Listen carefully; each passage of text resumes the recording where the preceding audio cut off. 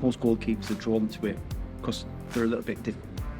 To be able to throw yourself at someone's feet, you've got to have something a little bit wrong. You would actually put your head where the people wouldn't. The feet, if Rustrobor had been around social media time, God knows what would have made it. But it would have been entertaining, shall we say. I've always taken, when I work with a good leader, I learn from their best bits, but I also pick apart their worst bits. And just you kind of decide for yourself what do you want to be known for and what do you not want to be. I'm as left as a brush, and I think that helps with the kids as well, especially when you work from there. At junior level, got to be as left as a bush. They've had a band at school or whatever. They're all human, they're all personable, they're all very mellow characters, they're all very calm and centered and prepared to listen.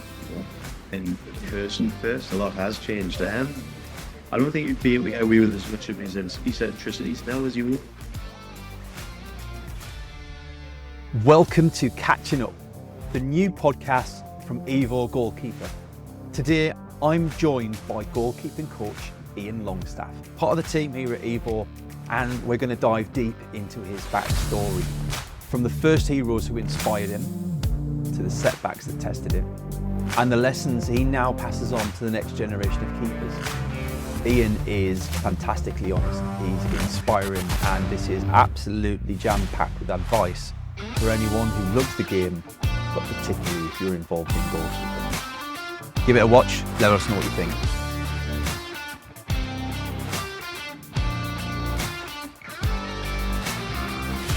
Welcome everyone to the very first edition of Catching Up with Evo Goalkeeper. I'm Paul, I'm going to be the host for this season of the podcast. And my very first guest today is part of the team, Iain Longstaff. Welcome. Welcome. Hi. Nice to meet you. Nice to meet you too.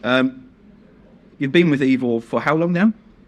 About 6 years now. I'm going to rewind back some time because what we want to do with this series is to just kind of give a bit of the information, the origin stories of some of the guests that we've got on the show. The point of this series is really to get under the skin of some of the coaches that we'll be interviewing. Podcast built for everyone, right? We want to interact with the whole goalkeeper community, from young coaches to more experienced coaches, young goalkeepers to all the goalkeepers, parents of goalkeepers. Over the next few episodes, you're going to see us talk with some of the most amazing goalkeeper coaches out there. And honestly, Iain, it's an actual privilege for me to talk with some of you guys because you guys have done so much. And for the people, my son's going through the camp, that's how I met James, that's how I became part of the team. And he's 7 and he sees all these goalkeepers and he goes through all the camps and stuff. And when I told him that what we're doing, he's so excited to see what we're going to be delivering. So without any further ado, I'm going to get into it. First question, who was your goalkeeping idol growing up? And what was it about them that kind of stood out to you? So we're going to go back a very, very long way. So we've got to take in consideration my age. But my first goalkeeping idol was my dad. Playing goal, very good as a young man. Apparently, I've missed bits because unfortunately my dad passed away when I was 11. So there's a bits that's missing. But my dad was my first goalkeeping idol. Absolutely good watching him at times when going down. Never wanted me to be a goalkeeper, despite being a goalkeeper himself. But that might do with him having loads of injuries. Despite being a firefighter, he had more injuries playing sport, football, and when he was a goalkeeper, he's tibia and fibula. So as a young baby, not really understanding, I used to use that as a slide and go down on it. I don't think that's helped the breaks. No, my dad was my first goalkeeping hero. He never really wanted me to be a goalkeeper, as I said. But I started playing four-a-side football, believe it or not. And he watched us play and thought, well, there's potential there.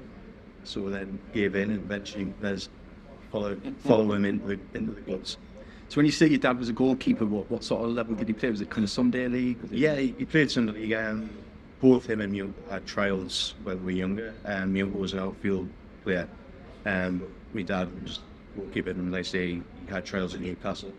But I think his height went against him at the time. He had to be probably 6 foot odd. And my dad was only about 5'8", so he was one of them. And he just loved the position, I think, and just being involved. And I think probably that's why he ended up going into the fire service. He liked the thrill of it. I think it's fair to say that most goalkeepers are drawn to it because they're a little bit different. Don't get me wrong, I never got to any sort of level. I played at school yard level, right? That was level goalkeeping. But I loved goalkeepers. I loved the idea of being in goal. Just was never very good at it. And I just think we're all a bit mentally different. I think you have to be, right? You'd have to be. I mean, let's say going back where I used to live, a place called Chopper, we used to dive around on the streets in the concrete and the car parks, come in black and blue, but you'd still go back out for more. And I say to be able to throw yourself at someone's feet, you've got to have something a little bit wrong with you. And I once went back to one of the teams I played for, and someone asked someone to describe my technique or whatever, and said you would actually put your head where the people wouldn't put their feet. So I don't know whether that was a compliment or just the fact that I'm cracked. Well, I think it's kind of what's necessary for the job right enough. I think that's one of the key attributes of somebody who makes a good goalkeeper. But we'll get on to that as we move through. So I'm guessing that your dad had trials for Newcastle, that you were a Newcastle fan growing up? No, believe it or not, I'm a Liverpool fan. I've been for 14 plus years. Again, it was down to my dad. I got to see one of my first professional goalkeeping idols. We managed to get tickets to go and see Liverpool Sunderland. And obviously watched Bruce Grobbelaar for years on the television. I always thought he was a bit small, but managed to get to see him. And to be fair, the guy was huge. He could literally stand and go like that and touch the crossbar, and I'm like, this is amazing. I had a bomber jacket on, a Liverpool tracksuit underneath just to keep this hidden. But it was an experience because they didn't call it warm up in those days, they used to call it kick-in. In the end where we were stood, we got to see what called the kick-in. So we got to see Liverpool warm up at the time, and again, I was quite lucky. I got to see Liverpool goal, which I think was scored by Ray on the day, which is a goal back. I have somewhere in my mum's house the Ray and top pro code. I have it somewhere. I've got Bruce Grobbelaar one as well, because I'm not going to lie, when I was showing my son YouTube videos of goalkeepers I wanted him to admire, Bruce Grobbelaar was definitely up there with. And when I look back and I show him some of the videos of the antics that they used to get up to back then, he just can't believe the difference in keeping. And he's 7, and he sees that. I mean, let's say it's evolved so much now, and you look at Neuer and things like that. I mean, you look at some of the top keepers in the world, and they make mistakes, and they're all over social media. If Bruce Grobbelaar had been around social media time, God knows what would have made it. But it would have been entertaining, shall we say. So, you got involved in goalkeeping yourself. What sort of level did you get to when you were goalkeeping? I didn't get to a great level. I'd say probably Saturday, Sunday football. Again, probably mid-height was an issue, and possibly ability as well. I was a bit erratic as a goalkeeper at times. Yeah, I could throw myself and make saves. Again, probably make mistakes. Playing five-a-side, got asked to go for and go through the walls at the boys' club. But as I said, my dad was a fireman and he couldn't commit to get us there week in, week out. So we had to, we couldn't take that a chance. And I'd say, unfortunately, doing what would have happened, and then once you get back, my dad happened. But you know, I've always enjoyed just playing football, and it doesn't matter what level I've played at. I've just enjoyed it. Same when I've played cricket as well. You know, it's just being around people, socialising, doing what you do, and just relaxing out there. It's fun. It's great. So kind of, see, your dad passed at 11. Sorry to hear that. You picked up the reins then, because it's quite a demanding role being a football player's parent. Yeah. At the time, I wasn't playing football properly, so I wasn't affiliated with any club or anything like that. So it wasn't a real issue. It was only a couple of years later when I started playing, and we ended up. Someone that I knew, they sort of took the reins and used to take us down to Saturday League, Sunday League football, take us to places, and they knew someone, so they got us involved at player reveal. And the manager was a guy called Sid Dixon. He came to pick us up on a Friday night. We actually think back to late 81, late 2. So again, showing my age. And there was nothing like DBS and safeguarding and things like that. So he used to come and pick up. I mean, he was class. I was impressed because I still remember the car was a green Audi, and some of the roads around where we used to drive like an absolute nut. But as a young lad, you were thinking, come on. And it was, and again, it was one of the very first sessions I ever had, and I actually broke my wrist. And it was the night before I went on holiday as well. So again, Sid took us home with me, handed being an ace, and still couldn't really do anything with it. Tried to go back in, tried to catch a ball again, nothing happened. So the manager took us home, said my mum was in, we need to take him to the hospital. And again, my mum was just like, oh yeah, take him to the hospital. So nothing was ever mentioned. This guy just took us up to some hospital to get us like sorted out. So I ended up coming away with my wrist in a cast for about 4 weeks of that delayed and stuff for the teams. It was an interesting one. And thankfully we weren't going anywhere abroad on holiday. It was just to Caravan, but it was just the fact that it was the night before, trying to carry bags and cases was a bit of a nightmare. So how old were you when this was happening? I think I was probably about 12 or 13 at the time. So I'd say, honestly, it was just madness. You look at it now and it just wouldn't happen. But on the funny side of that story, my mum actually knew the guy who was the manager of the team because she's babysitting when we were young. Strange how the world. There was a lot of that, wasn't there? There was a lot of that. You don't get that anymore because you can't do it. That's it. You can't just have random babysitters. Yeah, anymore. that's it. So, like, obviously you've got that, and it was there much competition at that age for a goalkeeper's position? Because you look at grassroots now, there's a huge number of clubs, there's a huge number of teams within those clubs. Probably was, but I wasn't aware of it. And there was lads who were playing goal. Probably the first time I was aware of it was when I moved to Concert. There was a lad playing goal, so I made a mistake saying I'm playing defence as well. So I ended up playing probably a full season as a centre half. And if he got injured or he wasn't available, then I would go in. But that was probably the first time I was ever aware of it. And I think it was the fact that he couldn't play out, but I could play out. So that was just a slight difference there. But yeah, I don't think it was, but then as you go up and you moved under 18s, you're a bit more aware of it and you want to play. And then I made the decision I do want to play, and sort of left and went into City. So at what point did you start to think about coaching as an opportunity for you? I was probably about 18, a little bit younger. I was a little bit younger actually because I couldn't drive at the time. So I think I was relying on people around the village. We were also doing the badges to get us courses. And I think it was like a junior team coaching, FA coaching badge at the time.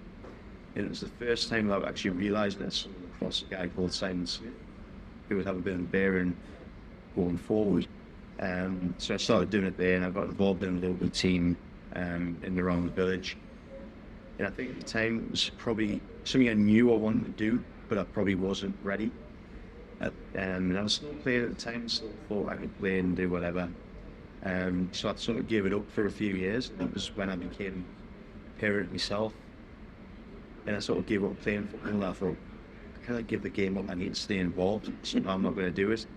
And then from there, I went and did my level 1, and then very quickly I did my level 2 outfield, and took the opportunity up from there. And there was a guy who I worked with at the time. He took us all under his wing and led us to a club, and the rest is history. Got into coaching. What would you say that your early influences were on your coaching style then? I think, like I say, being a Liverpool fan, I think probably anyone that was a Liverpool manager. So you're looking, I do a lot of reading as well. I don't break enough to do a lot of reading or intelligent, but I love reading. It helps us relax.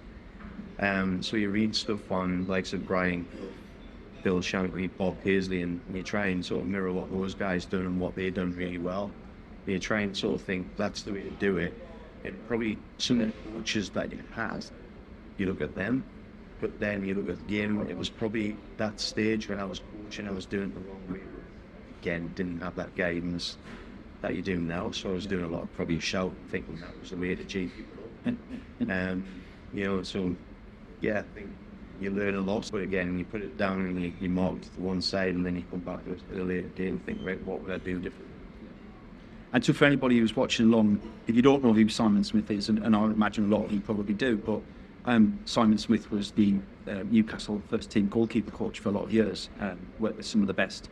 I can imagine working with Simon, he must have been in his heyday at that point in time in terms of coaching, no? So I didn't initially work with Simon, and like I said, I started as an outfield coach, then got the interest with being a goalkeeper, having a look around and seeing what's around there. There was not a lot of goalkeeping. So as a lad, I used to play football concert. I bumped into him when I was doing badges, and we got talking. He got on about county, so that led us into going, all right, is there any opportunities to come and work with the county? So I stuck my neck out a little bit. He took a bit of a risk on us, so it pitched us to the manager. Didn't have any goalkeeper qualifications at the time, so I thought, what am I going to do? So again, just having other things, you hear names, and Simon Smith was one of the guys that came up. And to be fair, Simon has had a big bearing on the first part of my career. I slowly use a lot of Simon's drills now. But he was absolutely fantastic. His level of detail in everything he still says is really relevant now. Done my level 1 and 2 with Simon. And again, it was just the opportunity to talk, and then, like I say, do his own stuff to begin with to get us that experience and take things with it. I think it was probably the first time as well I got introduced to S&C, and we think, what's this? Now I'm getting a little bit older and starting to organise things a little bit better and understand things. You then link out to see how it links in, but Simon was absolutely great, and like I say, a lot of his stuff I would still do now and then progress it into the other stuff that I do. And so you kind of, in your coach career, then moved from Northern League into the National League. What's the biggest difference in the demands that you've seen?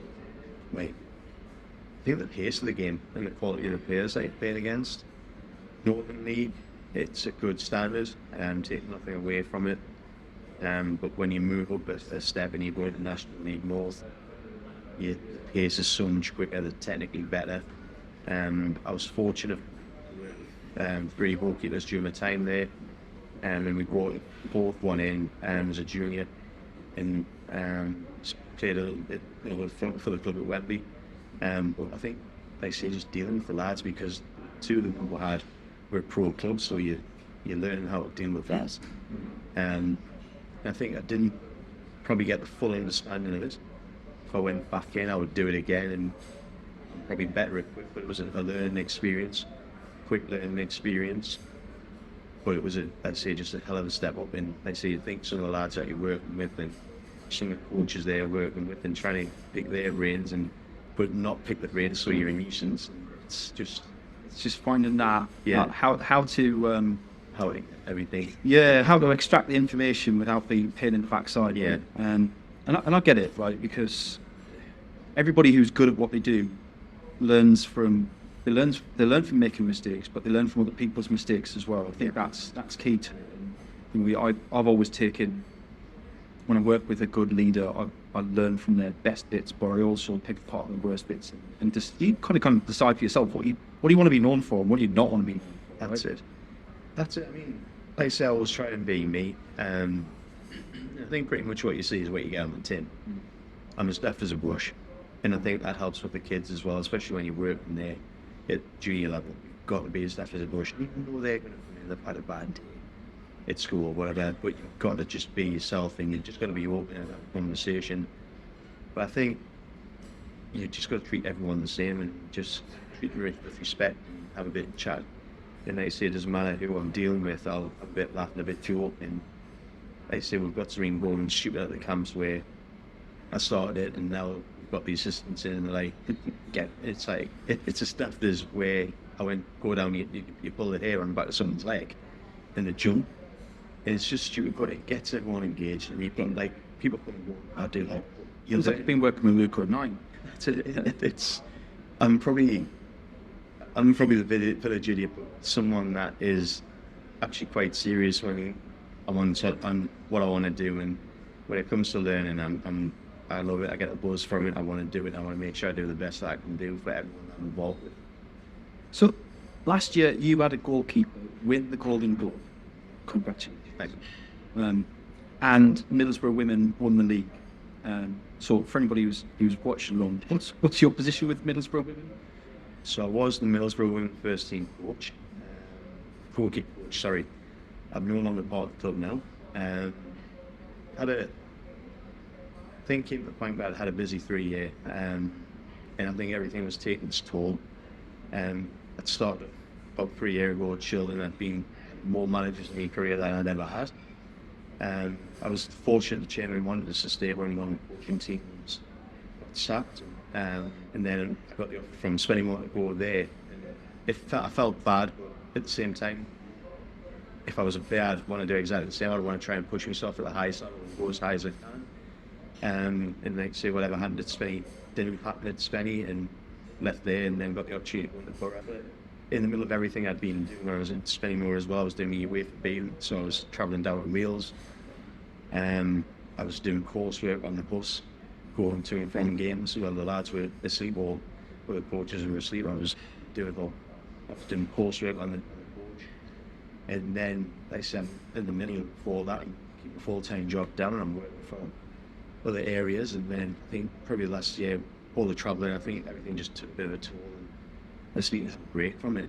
Just have a spell away from like probably senior football and Saturday and Sunday football, and have a little bit of time at home and just do something I enjoy. And that might be the journey to watch a game of football over there with my mates, things like that. I think it's just nice to have that time, not to be pressured to go right, finish work. I've done a 34-hour week, 37-hour week, and I've done. When you put 20 hours a week in as well for a club, it's a lot. And you dissect goals, you break things down, you've got to plan training. It is a lot. So I think this is just taking sabbatical. I've got a few things that I'm working on. So I kept picking them up, putting them down because I never had the time to do it. So now when people are out the house, I'll just crack on and do a little bit, work and get everything in a bit of order that I wanted, and then hopefully come back fresher with everything in place and ready to go again. I think that's important, though, is kind of that self-awareness that you've reached the edge of where you were prepared to take things at that point in time and just stepping back to go. Yeah, I think, to be fair, I think in the past as well, I think it's a huge lesson from the past, because I put everything else, I put football first. Like sometimes to extent of planning second, and just to try and get ahead in the game, because I came out with a club and going straight to coaching. I've started coaching at probably 23, 24. I've had a family, house, bills to pay and things like that. And trying to get into that area from there is just very hard. And like I said, I thought, right, I need to do this, and don't get us wrong, I've worked with some amazing people all the time. And I think one of the best managers I've ever worked with I'll still say to this day, if he asked me to go and work with him anyway, it would be the county manager, Jim Thompson. He just knew how to treat people right. He knew, I think probably a bit of praise for him is like a compared with like a Phil Shankly type character. He knew how to drop a good word into someone to build them up at the right time. And he was just fantastic. I think you called it out there, right? Like, you've worked with some of the best goalkeeper coaches in the world. It's probably the most important thing that you've took away from all of those lessons that you've learned. I think they say you look at the guys that we work with. I say it's not name dropping. With Eric Steele, Jack Robinson, and Dave Watson. I've been working with a guy called Tony Elliott as well. They're all human, all personable, they're all very mellow characters. They're all very calm and centered, and I think they're prepared to listen to people and the person first, and get to know the person, and then understand what it takes to get us going. Like I say, you can't knock the guys and share the knowledge that we've got, and again, try not to be a nuisance to them and call them every week, every month, or anything like that. But just if I've got an issue, can I call you? And it's like, yeah. But like I said, just the way, the mannerisms. And I was talking to one of the lads I used to work with, Borough, who was in the S&C for the junior camp, and one about Eric, and he was on about like how personal he is and how interested he is and how much attention he pays to people. And I think it's just things like that. I'm not saying I didn't do that anyway, because I think that's more of who I am. But I think you work with that type of people and you think the levels that they've been at and still and everything about them in his brain. Yes. I think it's interesting because I bet for a lot of the people at home, that's probably not the answer they'd be expecting. They'll be expecting you to say, oh, well, I love working with X coach because, they taught me so much about this technical aspect of the game. But actually, you're right, the most important thing is swap to people game. Yeah. I'd say it's great. I mean, we do what we do on the grass and in the sessions, but we also learn a lot about each other away.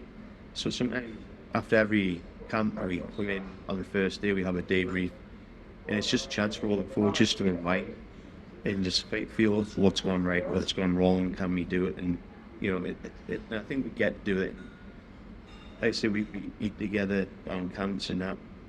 Yeah, we live however far, but we come back, we'll have a meal. It's just nice, and I think it's just nice. Yes, we're still talking football, we're still whatever, but it's just nice to have that meal and that social time. It's just a nice atmosphere to be in. So, based on everything that we've kind of talked about today, we mentioned at the beginning that your professional idol was Bruce Romney. How do you think Bruce would fare in today's game? There's lots changed, right? Really, a lot has changed. I don't think you'd be able to get away with as much of his eccentricities now as you would. I think as a shot stopper, you'd still be in there. He probably could still play with his feet. So, you know, it'd be interesting to say. I think, again, it's probably a more difficult game now for goalkeepers than what it was, because obviously you could get the ball, pass back to you, you could pick it up, and then go again, pass it out. You know, Liverpool fight synonymous with that at the time to kill a game. But whether he could do that, I don't know. It's hard to tell. And what advice would you give to young keepers today? And I guess I'm gonna refine that question to the hardest part, I think, for any goalkeeper at a youth level is setbacks and defeats and the goals going in.